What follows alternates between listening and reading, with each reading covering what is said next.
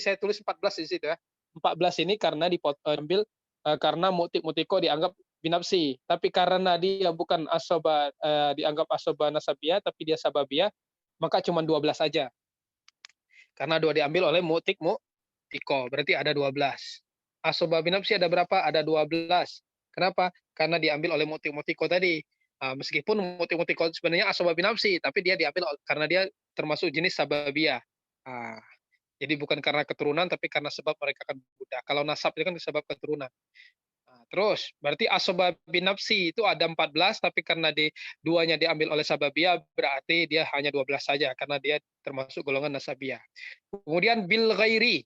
Bil ghairi ada berapa? Nih, bil ghairi itu hanya laki-laki ketemu perempuan, itu di mana saja? Satu, anak. Nih, udah saya lingkerin. Dua, cucu. Tiga, saudara kandung, baik laki-laki atau perempuan. Kemudian empat, saudara sebapak. Jadi 2 berbanding 1, asoba bil ghairi itu jadi asoba bil ghairi itu kalau seandainya anak, cucu, saudara sekandung, saudara sebapak ketika dia bertemu kedua-duanya. Nah, jadi Ibn bertemu dengan Bintun, berarti mereka berdua itu asoba bil ghairi. Ibnul Ibni bertemu dengan Bintul Ibni, dia menjadi asoba bil ghairi. Ukhtun syaqiqah bertemu dengan akhun syaqiq, dia menjadi asoba bil ghairi. Ukhtun li'ab bertemu dengan akhu li'ab, dia menjadi asoba bil ghairi. Jadi misu hadil unsayain, 2 berbanding 1. Itu ya. Dalam surah An-Nisa 11 yaitu yusikumullahu fi auladikum lizzakari mitsu hadzil unsayain. Lizzakar seperti satu orang laki-laki yang bagiannya dua bagian perempuan. Jadi kalau ditanya mana asoba binafsi, ada 2. Asoba ada berapa pembagiannya? Ada 2. Ada sababiyah, ada nasabiyah. Sababiyah ada berapa? Ada 2. Mutiko. Kalau nasabiyah ada berapa? Ada binafsi, bil ghairi, ma'al ghairi. Kalau binafsi ada berapa? Sebenarnya binafsi ada 14. Karena binafsi ini ada golongannya sababiyah, nasabiyah, maka yang binafsi untuk nasabiyah ada 12, binafsi untuk sababiyah ada 2. Nah, kalau bil ghairi ada 4 saja. Ibn ketemu Bintun, Ibnul Ibni ketemu Bintul Ibni, Ukhtun Syaqiqah ketemu Akhun Syaqiq, Akhun Li'ab bertemu dengan Ukhtun Li'ab. Nah, tapi sebenarnya ini kan 2 berbanding 1 kan, Ibn Bintun. Memang sebenarnya kalau secara ininya bil ghairi ini cuman ada 4 saja. Cuman ada 4. Cuman ada 4. Tapi pengembangannya ketika dalam masalah ini lebih ke pengembangan ya. Kalau ditanya asoba bin nafsi dari nasabi ada berapa? Ada 12 karena 2 dari ambil mutiko 2 tadi. Bil ghairi ada berapa? Ada 4. Tapi asoba bil ghairi ini pada dasarnya ketika dalam permasalahan Umariyatani, berarti ada 5 sebenarnya. Tapi yang umum yang kita ketahui ada 4. Nah, tapi kalau dalam permasalahan tambahan yang istiad Sayyidina Umar itu ketika bertemu dengan zauj, atau permasalahan yang kedua adalah dan zaujah, umariyatani. Jadi umariyatani, istiad 2 istiad Sayyidina Umar kan tani, alif dan nun situ menunjukkan 2 permasalahan yang diistiadkan oleh Sayyidina Umar. Ketika ahlul warisnya adalah zauj atau yang kedua adalah zaujah Nah, itu sebenarnya dianggap bil ghairi juga gitu. Karena ketika nggak dianggap bil ghairi, maka itu lebih besar daripada Sementara dia perempuan, masa lebih besar daripada seorang laki-laki gitu. Nah, ini dalam permasalahan Umariyatani. Tapi ketika ditanya bil ghairi ada berapa? Cuma ada 4 saja. Jadi tambahan yang saya bilang Umariyatani itu karena udah pembahasan khusus. Kemudian ma'al ghairi. Ma'al ghairi. Ma'al ghairi itu cuma ada 2 saja. Ada 2. Ada 2 itu apa? Dalilnya dalam hadis itu ij'alul akhwat ma'al banat asobah. Akhwat ma'al banat asobah. Nah, kalau dalam bahasa Arab kan banat itu jamak dari bintun kan? Bintun jamaknya banat. Tapi banat dalam hadis di sini maksud juga termasuk juga bintul ibn. Jadi dia bukan hanya anak saja, tapi makna dari hadis ija'alul akhwat ma'al banat itu dia termasuk cucu juga gitu. Maksudnya ija'alul akhwat ma'al banat asobah itu jadikanlah dia, kalau seandainya saudara perempuan bertemu dengan, anak perempuan, nah jadikanlah dia asobah mal ghairi. Tapi maksudnya bukan anak perempuan di situ, banat di situ, keturunan perempuan. Nah, berarti kalau keturunan perempuan maksud, termasuk di dalamnya ada bintun iban, bukan hanya bintun aja di situ. Jadi kalau kita istilahkan, "Loh, kan banat jamak dari bintun, emang ada di situ bintul ibennya?" Nggak ada memang, tapi dalam kaidah hadis, dalam memahami hadis tadi, bintun dan bintul iben sekaligus. Jadi keturunan perempuan. Ya, terus akhwat itu, bukan akhwat termasuk di dalamnya ukhtun li'um, tapi hanya ukhtun syakiko dan ukhtun li'ab. Makanya kenapa ketika saya menulis bagan di sebelah kiri ukhtun li'um dan akhul li'um itu bukan hanya sekedar kebetulan, tapi saya mempermudah kalian untuk, ini metodologi saya, metode saya mengajar gitu. Kan at-thariqah ahmu minal madat, materi itu, at-thariqah metode lebih penting daripada sekadar metode ya. Kalau kita dulu di Gontor itu semua ukhuwah lium, ukhuwah syaqiqah, ukhuwah liab digabung semua di sebelah kanan. Sehingga bingung nanti menentukan masalah asobah bil ghairinya. Nanti dikira ukhtul lium dan akhul lium dianggap asobah bil ghairi. Atau dianggap masalah, gabungan seakan-akan, ukhuwah syaqiqah bisa menghalangi ukhuwah lium, padahal nggak bisa. Atau sebaliknya, tidak bisa saling me me me apa namanya, memajukan gitu. Itu ya. Nah, jadi kalau ditanya ija'alul akhwat ma'al asobah, ija'alul akhwat ma'al banat asobah, yang dijadikan asobah itu adalah uktun syakiko dan uktun li'ab. Sementara bintun dan bintul iban seperti bagian aslinya. Tapi kalau asobah bil ghairi, ada iban ketemu bintun, maka dua-duanya asobah bil ghairi. Tapi kalau asobah mal ghairi, hanya uktun syakiko dan uktun li'abnya aja yang asobah mal ghairinya. Sementara bintun dan bintul iban seperti biasanya gitu. Ah, gitu ya. Jadi ukhuwah lium ini bukan 2 berbanding 1 ya, meskipun dia ada laki-laki dan perempuan ya. Ukhtul lium, ada akhul lium. Dia bukan ini. Jadi yang termasuk bil ghairi itu hanya anak, cucu, saudara sekandung, saudara sebapa. Sementara saudara seibu ini, dia bukan termasuk nisfu hazil unsayain, karena dia 1 berbanding 1.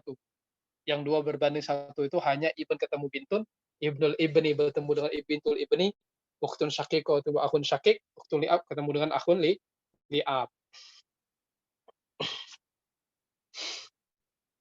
Nah, juga dulu saya agak kebingungan juga tuh di Gontor itu ketika dijelasin, langsung, "Siapa yang meninggal?" "Kakek." Langsung di ini, kakek itu bagiannya kalau nggak asobah seperempat plus asobah, padahal nanti dulu, siapapun yang meninggal diposisikan sebagai zauj ataupun zaujah, itu rumusnya. Dulu saya agak kebingungan juga, makanya saya dulu, ya Allah nilainya kecil itu saya itu faraid itu di Gontor, karena memang, mungkin cara metode ngejelasinnya yang kurang pas gitu.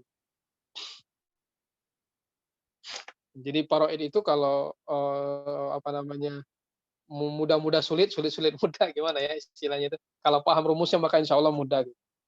Nah, setelah saya berguru ke beberapa guru termasuk ke 2 syekh di Mesir dan 3 kiai di Indonesia, maka saya dapat menemukan, satu apa namanya, metode yang pas untuk memahami faraid itu lebih mudahnya seperti ini. Baik, di sini asobah bil ghairi tadi udah ya. Asobah bin nafsi ada 12, sebenarnya ada 14 karena duanya itu diambil oleh sababiyah. Kemudian asobah bil ghairi ada 4.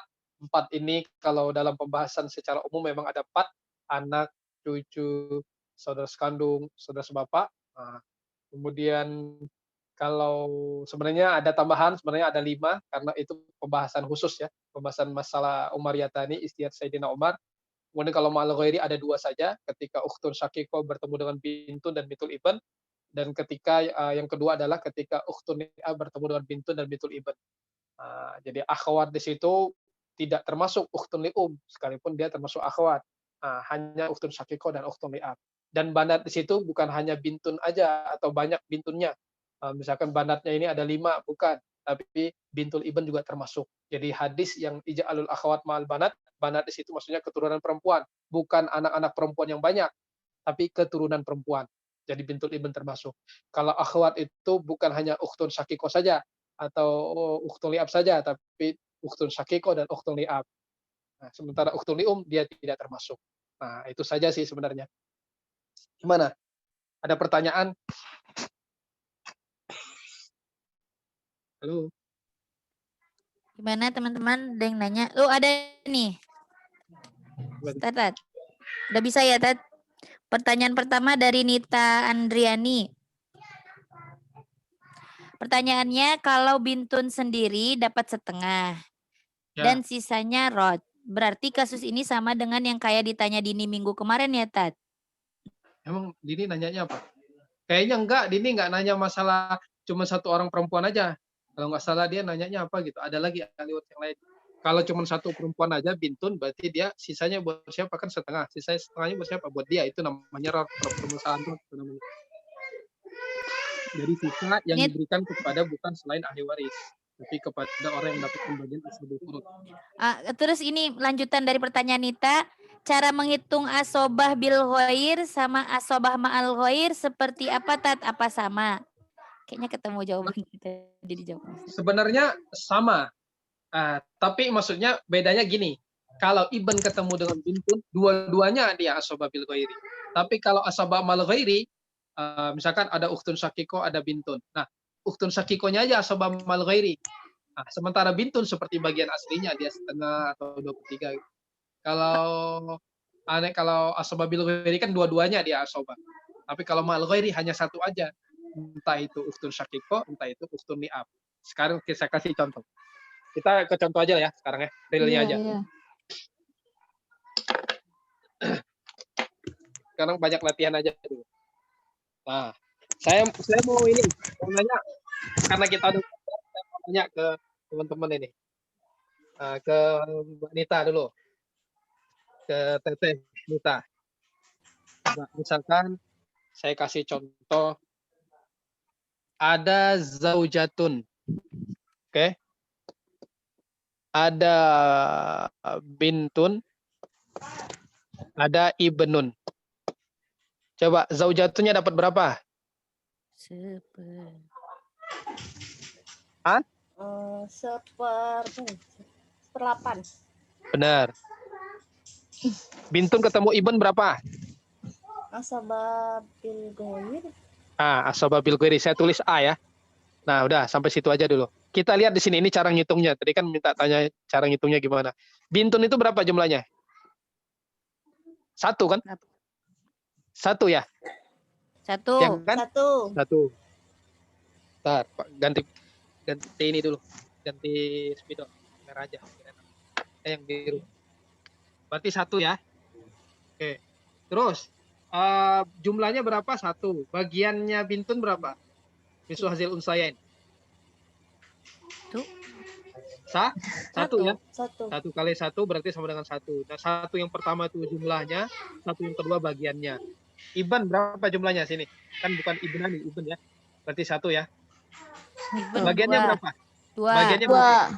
Dua. Berarti satu kali dua, dua. Jumlahnya berapa di sini? 2 tambah 1, 3. Sekarang kita lihat ini. Ini cara menghitung ini bahwa asoba itu dihitung ashabul furud dulu, yang dapat seper dulu, baru ke yang ini, ke yang bagian aslinya, ke asoba. Lihat sini. Berapa ini? 1/8. Asum asalnya berapa? 8. 8. Penyebut dari zauja langsung dia mubasyaratan. 8 bagi 8, 1 Sisa berapa tuh? 7. Nah, 7 ini dibagikan kedua orang anak nih. Gimana cara ngitungnya? Ke bintun, ke ibn. Caranya, ini di 7 ini dibagikan ke 3 ini. 3 itu setelah bintun 1 kali 1 sama dengan 1, ibn 1 kali 2 sama dengan 2, berarti 7 dibagi 3. 7 dibagi 3. Bisa nggak? Nggak bisa ya? Enggak. Desimal nanti bisa aja, tapi desimal. Berarti 7 dikali 3. Berapa 7 kali 3? 21. 21. Kalau 7 ini dikali 3, karena nggak bisa dibagi 3, karena hasilnya desimal nanti, maka 7 dikali 3 sama dengan 21. Kalau 7 dikali 3, maka 1 yang zaujani dikali 3 juga. Berarti 1 kali 3 berapa? 3. Ini 21, 8 kali 3, 24. Nah, 3 tambah 21, 24. Nah, ini namanya masalah al-adilah, tapi kita belum belajar ya. Nanti di pertemuan selanjutnya, kita baru 2 pertemuan ya, 3, 4, ke-5 nanti kita bahas tentang masalah cara menghitungnya. Aul dan rot nanti. Nih 24 dan 24 berarti ini kebetulan aja sama asul masalah dengan majmu' siham, tapi yang menjadi pembagi harta adalah majmu' sihamnya. Nah, berarti kita lihat di sini misalkan zaujah berapa itu? 3 ya. Berarti kita hitung dulu ini. Ini 3. Ini 21 ya. Tadi kan 21. 21 kan harus dibagikan ke bintun dan iban. Berarti tadi 21, ini kan 7 tadi ya. Yang asobah yang pertama tadi sebelum 21 7. Berarti 7 dikali 1 sama dengan 7. Pelan tadi. 7 dikali iban. Iban tadi berapa? 2 ya? Ustaz, kameranya ketutup. Maaf. Nah ini coba kita lihat sini. Ustaz, pelan-pelan Ustaz, loading. Oh iya, pelan-pelan ya. Siap. Pelan. Maklum mak loading. Ya. Oke, baik. Aduh, ini agak susah. Nah ini. Nah kita lihat di sini ya. Sekarang kita lihat. Nah ini. Bintu zaujah 1/8. Bintun dan iban asobah tadi kan katanya kan. Berarti kita hitung asabul furu dulu kan. Asobah itu baru dapat setelah di 1/1 itu dapat. Nah, berarti 1/8 bagi 1/8 sama dengan 1. Berarti sisanya tuh 7. Nah, tadi bintun tadi kan jumlahnya 1 kali bagiannya 1. 1 kali 1 sama dengan 1. Iban jumlahnya 1, bagiannya 2. Bagian itu maksudnya apa sih? Ya, misal hasil usahain itu 2/1 maksudnya 2 itu. 1 kali 2 sama dengan 2, 2 tambah 1 sama dengan 3. Nah, asobah yang 7 tadi yang sisa dari zaujah dapat 1 terus sisanya 7. 7 ini bagi 3 yang setelah 1 ditambah 2 tadi. Nah, 7 bagi 3 berarti nggak bisa. Bisa aja sih, tapi nanti desimal nanti. 7 kali 3, karena nggak bisa dibagi 3, dikali 3. 7 kali 3 sama dengan 21. Maka yang zaujah yang 1 tadi dikali 3 juga, berarti 3. 8 asul masalah tadi dikali 3 juga 24. 3 ditambah 21 sama dengan 24. Nah, 21 ini dibagikan ke bintun dan iban. Nah, terus gimana cara ngitungnya? Cara ngitung 21 supaya berapa mereka masing-masing.